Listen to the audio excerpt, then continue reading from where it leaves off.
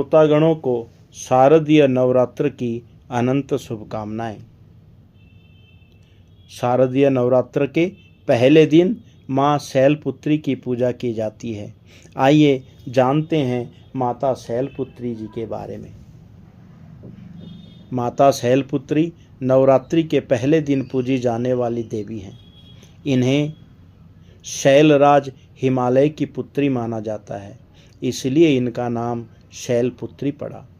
शैलपुत्री माता का स्वरूप अत्यंत पवित्र और दिव्य है। इनके दाहिने हाथ में त्रिशूल और बाएं हाथ में कमल होता है तथा माता नंदी बैल की सवारी करती हैं। इसीलिए इन्हें वृषारूढ़ा के नाम से भी जाना जाता है। नवरात्रि के प्रथम दिन माँ शैलपुत्री की पूजा करने से भक्त के जीवन में स्थिरता, सुख और समृद्धि का आगमन होता है। यही देवी प्रथम दुर्गा हैं। ये ही सती के नाम से भी जानी जाती हैं। उनकी एक मार्मिक कहानी इस प्रकार है। एक बार राजा दक्ष प्रजापति ने यज्ञ किया तो इसमें सारे देवताओं को निमंत्रित किया। भगवान शंकर को उन्होंने निमंत्रण नहीं दिया। माता सती यज्ञ में जाने के लिए विकल उठी। उन्होंने शंकर जी से जाने की आज्ञा मांगी। शंकर जी ने कहा, सारे देवताओं को निमंत्रित किया गया है परंतु उन्हें नहीं, ऐसे में वहां जाना उचित नहीं है।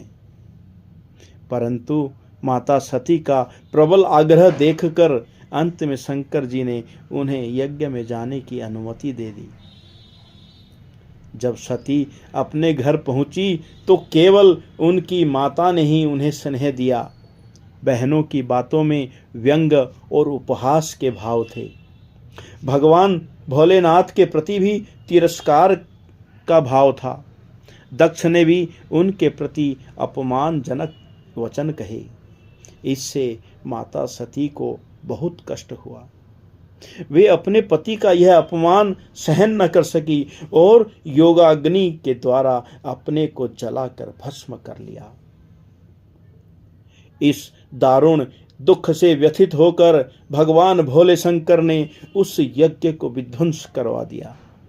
यही सती अगले जन्म में शैलराज हिमालय की पुत्री के रूप में जन्मी और शैलपुत्री कहलाई।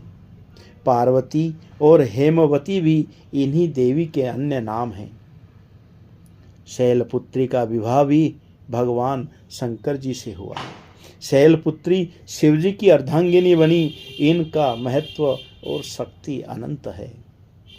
शैलपुत्री माता को आद्य शक्ति और शक्ति स्वरूपा भी कहा गया है।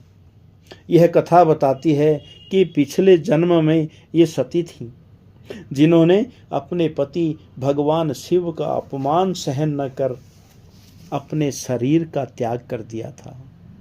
नवरात्रि के पहले दिन माँ शैलपुत्री की पूजा में सभी नदियों, तीर्थों और दिशाओं का आह्वान किया जाता है।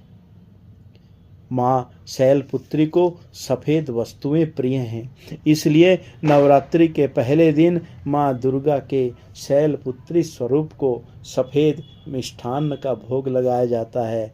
इसके साथ ही उन्हें श्वेत पुष्प अर्पित करना भी बेहद शुभ माना जाता है।